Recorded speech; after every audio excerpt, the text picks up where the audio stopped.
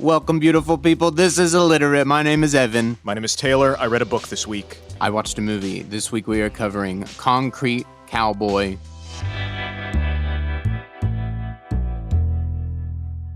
It's a fascinating story. Sent to live with his estranged father for the summer, a rebellious teen finds a kinship in a tight-knit Philadelphia community of black cowboys. And this is based on truth. This is based on Ghetto Cowboy by Greg Neri, a fictionalization of the Fletcher St Urban Writing Club. And you said a mixture of genre even. It starts as this street movie and then it ends up to be this Western. I mean, it really is a bizarre. And I was kind of gripped by it because I thought it was one movie at the beginning of it. And by the end of it, it's a completely different movie and it drew me in. And the most impressing thing about it is it ends with this, with this almost documentary style credit sequence where it involves real people that were in the movie but are actually part of the real thing. So my immediate thing and coming up off of watching it is I've got to know the history behind all of this, because as they say at the end of the film, it's like there are people in Philadelphia who don't know that there are horses in Philadelphia that have been there longer than most of the people. So I imagine that most people have no concept of this. So I'm dying to hear what the truth is, what the history is behind all of this. But yeah, it stars Idris Elba and Caleb McLaughlin from Stranger Things. It's produced by Idris Elba. So this is a really fascinating story, and I can't wait to rip into it. Yeah, so funny that, like you said, with the end, you think it's going to be, oh, here's a photograph of the people and here's who it's based on. And no, the person is actually in the movie playing a version of themselves. What in the world? No, that's him. Yeah. So we'll get to that towards the end and what the status of it, because it's still ongoing and they're still fighting to the plot points of the movie in real life. Yeah, it's prescient and relevant. But I just had to dig way back into the history of cowboys, African-American cowboys, right, African-Americans, and horsemanship in the United States, all sorts of stuff like that, because that's where this is drawing from. So journey with us way back here. As far as the cowboy lifestyle coming into its own in Texas, horses, cows brought over from Spain when they colonized in the 1500s, but it didn't really boom as we know the term cowboy until the late 1800s. And of course, started with the Spanish, then Mexican cattle farmers. Vaquero is the Spanish term, which then gets anglicized into buckaroo. They're the original, quote unquote, cowhands, cowboys. But in terms of African-American black influence, slaves were brought over and settled alongside everyone else in the frontier and establishing cattle ranches on Spanish and Mexican land. And so by 1860, this is 15 years after Texas becomes a state, 30% of the population is slaves living in Texas. Wow. And they're also all working on the cattle ranches and on horseback and moving the cattle. So following that, post-Civil War, and keep in mind, this was bizarre to me, but barbed wire wasn't even invented by then. Really? So these are the advances. Like, you need a lot of people on a lot of horses moving a lot of cows in a lot of land. It's all big, So cattle ranchers are compelled to hire now freed, skilled African-American workers doing the job that they need done, because there's thousands of cows roaming aimlessly through the wilderness. You've got to have people to work it. So this was also one of the few jobs open to men of color who didn't want low-skilled work or the other jobs that are being offered. And things are connecting for me already, because I think what takes me off guard about this whole story is that its setting is in Philadelphia. That is something so bizarre about this, because if we were telling this story and it was all in Texas, I would go, right. It would all feel incredibly natural. It'd always be like, well, no brainer. But because this is in Philadelphia, this is a place that nobody thinks. So I'm fascinated here to trace this line all the way back. I know we've really gone there. But the setting in itself, I think, is what's something about what is so fascinating about this story in itself. So how in the world are we going to get from Texas all the way over there? Well, let's journey along. So all these enormous herds of cattle need to be moved, and this is pre-railroad, or at least railroad not accessing vast swaths of the country where you'd need to move them from south to north and here and there.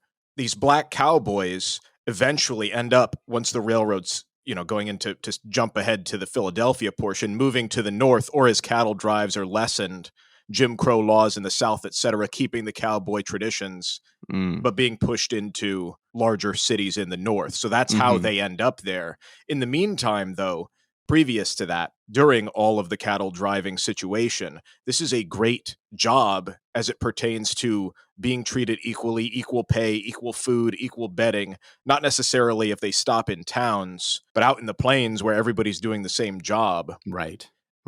And then even, this is hard to piece together the research on, so it is somewhat true and also somewhat not. But in terms of the term cowboy, some people speculate that it was also specifically reserved for black ranchers. Yeah, I've heard that before. Because the white term would be cowhand or cowpoke, but the more derogatory term is cowboy. And then, like we said, 30% of the population of Texas was slaves pre-Civil War. Historians estimate between 15 to 25% of cowboys were black. So 1 in 4, which is an astronomical number when you look at the comparison in media, or the tropes. And I'm instantly going to I'm instantly going to media as being the kind of the they've turned it. I'm sure that the media is responsible.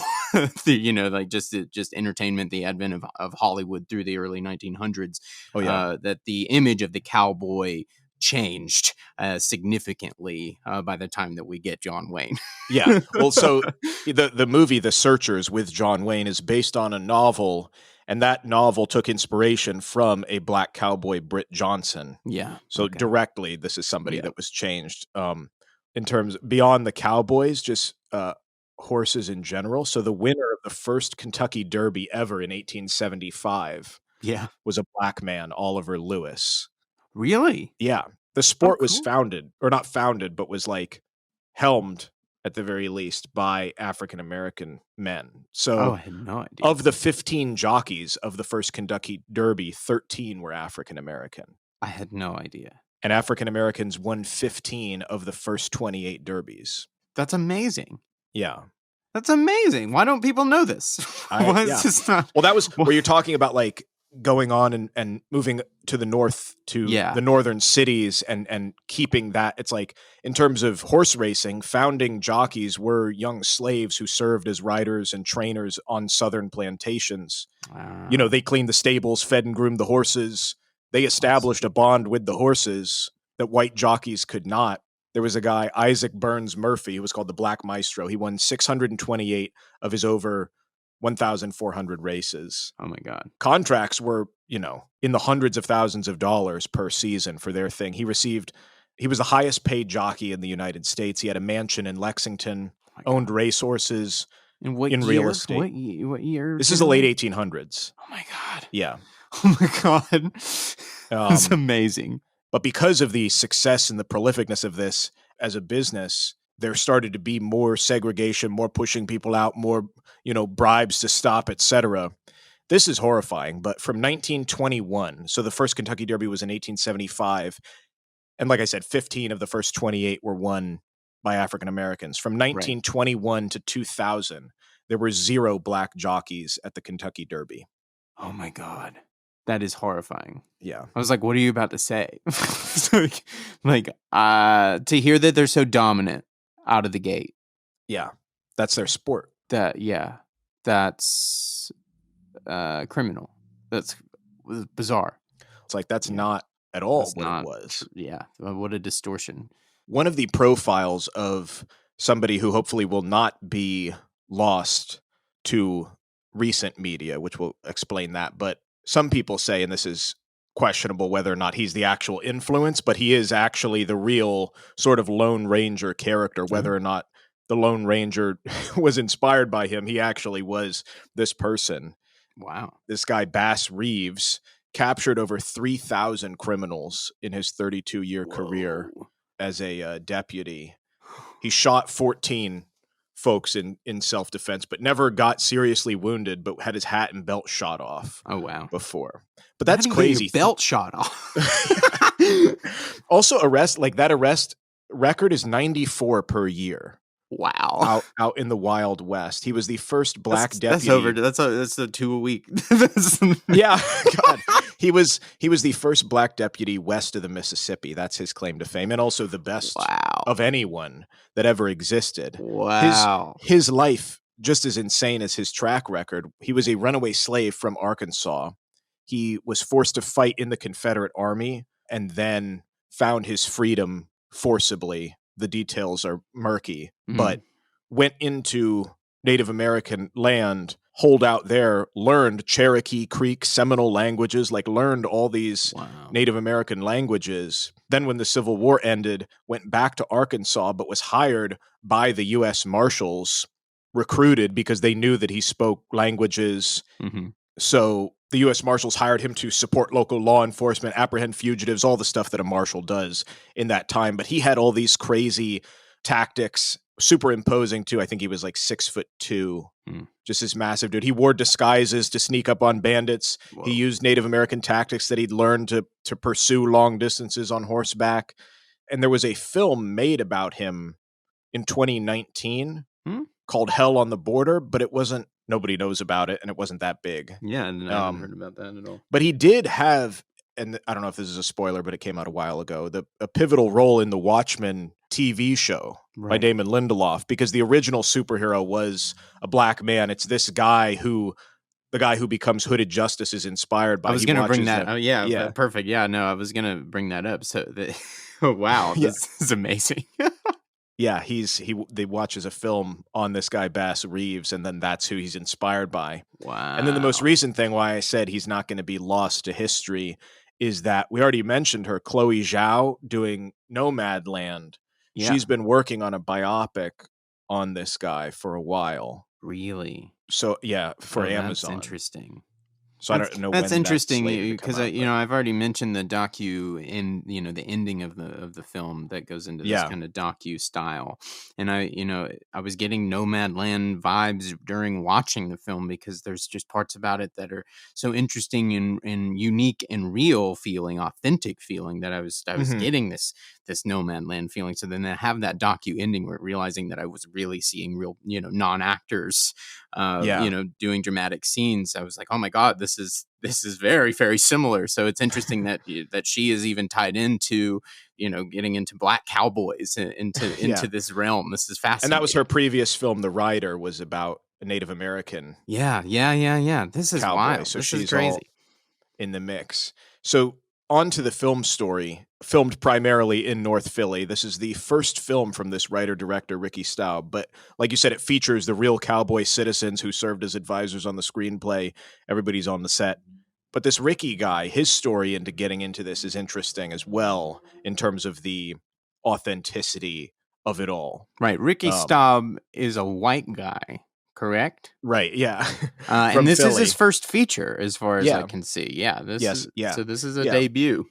So he had moved to L.A. and was hired as an assistant to Sam Mercer, who's a big Hollywood producer who worked on The Last Airbender, Snow White and the Huntsman, a lot of M. Night Shyamalan stuff. Big scope movies, yeah. Worked for him. They did work in Philly, and then Ricky moved back to Philly, is trying to do his thing, more commercial work, smaller pieces like that, commercials and things. But he's trying to do something more, taking the advice that he got from head honcho in LA. And at one point he meets this homeless man who'd been formerly incarcerated. And he said it was like a movie moment because he's laying in bed that night and this vision comes to him. He's like, I need to have a production company with a mission. And so he starts this production company in 2011 called Neighborhood Film Co. And it's designed to be able to hire adults who are returning from incarceration. Oh, wow. And give them skills, tools, resources. And what's crazy about it, I'll post a link to the TED Talk that he gave. That's really awesome.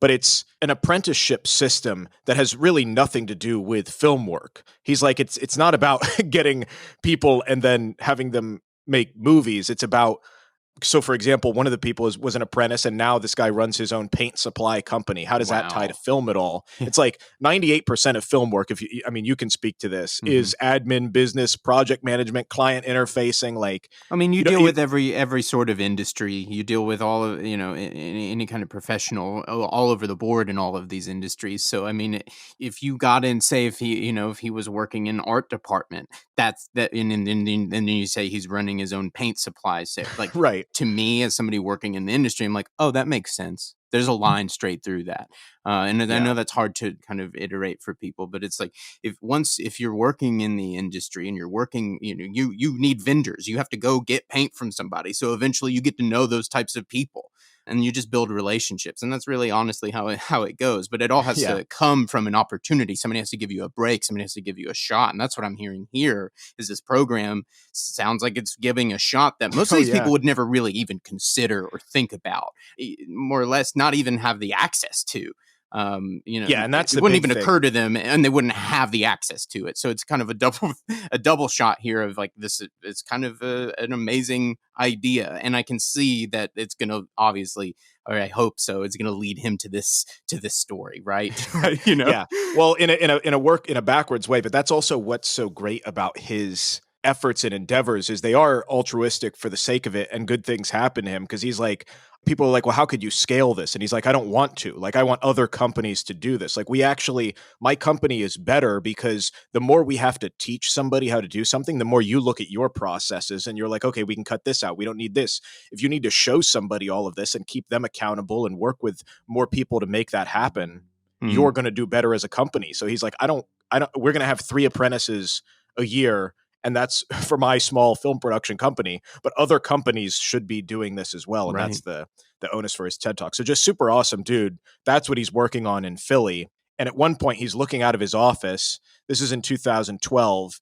And he sees this guy riding a horse down the street in Philadelphia. Yeah. He's also, it's attached to a buggy tricked out with speakers and rims. He Yes. says, "What in the world is this?" And I believe they duplicate that for Yeah. the film. But this is how he sees it. So he runs out to talk to the guy. And he's like, "What the Yes. heck is this?" And that leads him to this Fletcher Street Urban Riding Club, There you go. and also discovers this author G. Neri's book, which he then files away. And this is 2012 where he sees this. But he looks into this concept because this Mhm. guy G. Neri wrote a book in 2011, and even he had previously worked in film and new media and trailer companies in LA, and then started writing. And he writes about all Mm. different stuff. He had written a book about a teen who turns to chess. He wrote this book, which is called Ghetto Cowboy, in 2011, and he was inspired by a magazine article that he'd seen. He got into graphic novels and written a bunch of stuff in that Wait. regard. Chess and graphic novels, not marketable. Well, so that's what's great about him. And I looked more into his life because one of the things that he had written about is a graphic novel called Yummy. And it's based on a true story about this 11-year-old who had fired a gun at gang members trying to be a Mm. part of a gang and accidentally killed this neighborhood girl. Oh my The god. police search for him and find him dead in a tunnel, killed by members of his own gang. This is a young adult Oh my gosh. graphic novel because that's his whole thing. He's like, I want to use novels, graphic novels, illustrations, characters not seen for reluctant readers, kids in the city that aren't gonna, Yeah. they're not gonna read a book about horses. That doesn't interest them at all. So that's his thing. He's like, my books cater to this underground audience. I'm never gonna be on the New York Times bestsellers list. I am selling directly to schools and libraries. Yeah. Teachers give them to kids who either can't afford them, or my one book in this library is read by hundreds of kids, which is not going to get on any list or statistic. Mm. But he said one thing that he does here is that his books are among the most stolen from the libraries, Really? That's which a great one. That's a is the great best is the best thing. So, and really truly a lot of the content from his book, which is a fictional account, but then he read the article, went there, visited, did more research, talked to folks as well. The content is the same as the film in terms of the characters, the father-son dynamic, Hmm. the impending doom of the establishment, the climax at the end. And it's a young adult thing. Easy to read, breeze right through it in Well, and an just in hour or whatever. large swaths, it's just this clash of, you have this Western ideal, this stable of people in the middle of a city, and it's still ongoing. That they're being pushed out. And that is central to the conflict of the film. But it's still a real thing. So that, I'm really interested to hear how that ends up going on. But most of the drama here is from this juxtaposition of this Western, culture still in the middle of this urban city, and how does that mix, and how can it survive? And we're watchable. How does it survive? It's hard, but these people are keeping it going and keeping this culture alive, trying to keep it on the same ground. But it's really, really fascinating that that the city popping up around it, but they're reluctant to move. Yeah. So Ricky had, like I said, that juxtaposition of seeing the guy with the buggy with the rims and everything. Right. But files that away. He's still doing his apprenticeship program through the neighborhood film company. He goes to court hearings. He goes to different things, speaking, presenting this to various nonprofits and whatnot as an opportunity, or to people that are on their way out and need the next thing. So in 2017, he's offering this option to this guy, Eric Miller. And Eric Miller had said in this court hearing that he had bought a horse a week after he had gone home, which sort of sounded odd. Like, well, that's a really bizarre thing to do to help yourself, right when you get out. And then he said, aha, that Fletcher Street thing. So they strike up a friendship. He learns more about it. Yeah. Starts to want to tell this story to help gain attention to this cause. Yeah. And also wants to get out of the commercial work and realizes, if I'm going to tell a story, it's not going to be with Sprite. It has to be something else. So Ricky makes a short called The Cage. It gains festival attention. The plan, he was writing the script. He had gotten the rights to the book. The plan was to use the entire community for all the cast members. Like I said, he knows the community. He had been involved with Fletcher Street for years. He had the same intro that Caleb has in the movie about shoveling the stalls. Like he had a similar initiation, was taught how to ride, went to the barbecues. He knew it all. Wow. Which is why it's so authentic. And why, like I said, this is his first feature, low budget script, going to use everybody that he knows and use the story from the book. Yeah. He had just, though, because of this short that he had done, gotten a new agent, which is a part of the same agency as Idris Elba, who had wanted to be involved in more projects uplifting to the African-American community. Right. Okay. So Ricky's agent was a part of that meeting, gave Idris Elba the script. He read it on a flight over from America to England, and then called and said, hey, I want to do this with you. Wow. And I want to help produce it. Galvanized, man, after that. Exactly. Jeez. And so he said, well, when Idris Elba calls you and said, hey, I want to be in your movie, you're not going to be like, well, I'm using a local non-actor. Yeah. So interestingly, also, we talked about him with the Billie Holiday episode. Lee Daniels came on to produce as well because he's from Philadelphia. And his sister, who still lives there. That's great. Yeah. She knew about the neighborhood film thing that Ricky was doing. So she could sort of vet and be like, oh, yeah, this guy's good for it. Yeah. Like, he's not going to mess this up. So just all of that goodwill previously gives this project an opportunity. And it's interesting because we called him out at the beginning of the segment that he's a white guy, but hearing it, you can't discredit him because it's all about keeping it to the authenticity of the story. And then people like Idris Elba see that and attach themselves to it, and it gets exponentially greater, the authenticity that he's trying to hone in on. I mean, that's how you go about doing something like this. If you're worried about if you're telling a story that you should be telling, well, maybe you're asking the wrong question here. It's like, do you understand the story well enough to tell it? And that's the question. And you can only do it by getting inundated into a culture like this. If you really want to bring somebody else's life to the screen, you got to get your hands dirty. And Idris was up for the weird proto documentary / fiction approach, and because of how massive he is in terms of the production, the pre-production, the filming, everything, just insane, still super small, still fast. Like Ricky said, we saved a lot of money because we didn't get any chairs for anybody, no director's chairs. Like, I'm never going to sit down doing this. Also, he said, terrible idea. Great, but also terrible for my first movie. Like, animals are notoriously difficult to work with. You should avoid them if at all possible. And that's the primary driving force for the narrative of his first film.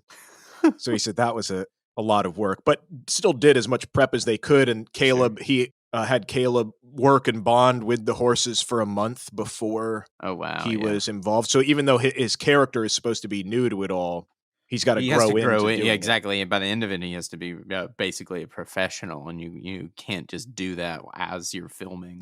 Right. Not with all the other madness. Yeah. Yeah. Going into some of the real people, and you talked about the end of the film. The film is dedicated to an E. Miller, and so I looked that up. Yes. Yes. I was going And to like ask I about said that. before, this was the guy who said he bought a horse or was involved in Oh. this thing, and that's what got him back into getting curious about this group. Yeah. So a week before production, tragically, he was killed during a robbery at his home. Oh no. Yeah. And Ricky had been recording everything, chronologizing, if that's a word, all Yeah. the It is now. the stories and everything. Yeah. So his words were captured in 10 hours of recordings during his research. And so much of his philosophy is put into Harp, the character. And Idris Yeah. used all that audio to get his Philly dialect Oh coaching man. in. And his sister said, yeah, that's him in the film. So that's what a great legacy for Wow. him. Oh, that's heartbreaking. Yeah. Yeah. Yeah. But his legacy lives on in basically the main character of the Yeah. thing. But like we said, most everybody is somebody that's there. Mill Prattis, who plays a paraplegic cowboy, he is one of the main characters. He started as a kid with this Fletcher Street group. The story about losing his brother is what happened to him and his brother in Mm. real life.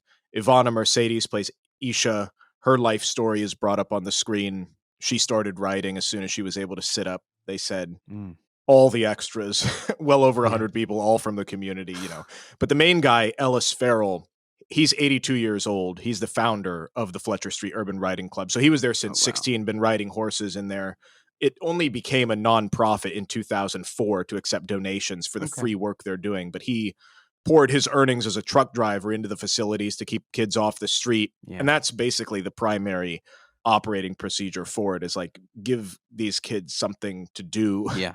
That gives them agency, responsibility, compassion, even, God bless it, playing football or sports or something. Yeah, There's like, you exactly. can't have aggression with a horse because they'll kill you. Right. Yeah. Right. Like you have to, You have real responsibility, real danger. Yeah. So this was his baby in terms of financing. And when he retired, he dipped into Social Security to keep it alive. It's all run entirely by volunteers. Yeah. It's got that Fred Hampton feel to it, you know? Yeah, very much so. Started 100 years ago and has just been, but he, like I said, formalized it as a nonprofit and as a Yeah. group after doing it for so long. Wow. This is where the problems begin in terms of the city coming in, Right. because some of the places they don't even necessarily own, or like the thing where there's a horse in his house. Yeah. That's not, but that actually happened for one of the members. Like everything in this is drawn from something in real life. I instantly, it was so bizarre. There's a moment where the main character arrives at his new dwellings, and there's just a horse in the living room. and he has to like point it out because his dad doesn't like say anything about it. And instantly I got the feeling that this is so particular and so unique. It has to be real. Yeah. This has to be real. So, Yeah. but and then going into like, well, what are the ethics in that? What is the what are Right. the laws Yeah. surrounding something like that? Like I've never, like my mom has had horses my entire life, and to think of one inside my home is frightening. Right. Yeah, that's an extenuating circumstance. To be clear, with the stables that they have and like the Sure, facilities that they have in terms of the horses, like also the horses they're getting are to be sold for dog food. They're like on the end, they're malnourished, they're rehabilitating, so they may look unhealthy, but like the actual places with which they're keeping them as a part of the Fletcher Urban Riding Club, they're doing their job to make these horses well. This is just the main character's dad was keeping one for, this is not to say that the organization was doing that or promoting that at all. Right. Yeah. But just fascinating that these, I mean, because like you said, everything from the film is taken from something real. That's just one of those authentic moments. A lot of the situations with the horses being put in other places, like I said, comes from the city coming in. And so they seized a cluster of stables in Brewery Town, which is another area of Philly, demolished it to make way for apartments. So they're displacing 100 horses in the process. Oh, gosh. And they're like, well, we just rehabilitated them, or we're not going to.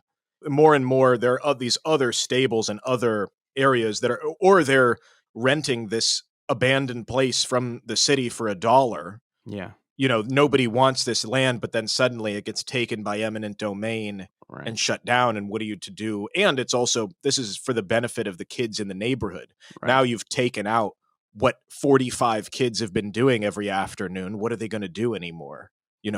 This is an outlet. So that was a big thing that happened. And then in 2008, animal welfare officials on an anonymous tip raided the Fletcher St stables, which is reenacted in the film and the book. And they ordered the removal of 40 horses and seized 2 for illness.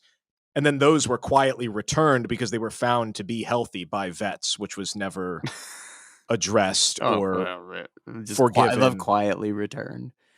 They prance him out in full media coverage. Destroyed this crazy place. And it's like, oh no, they were actually fine.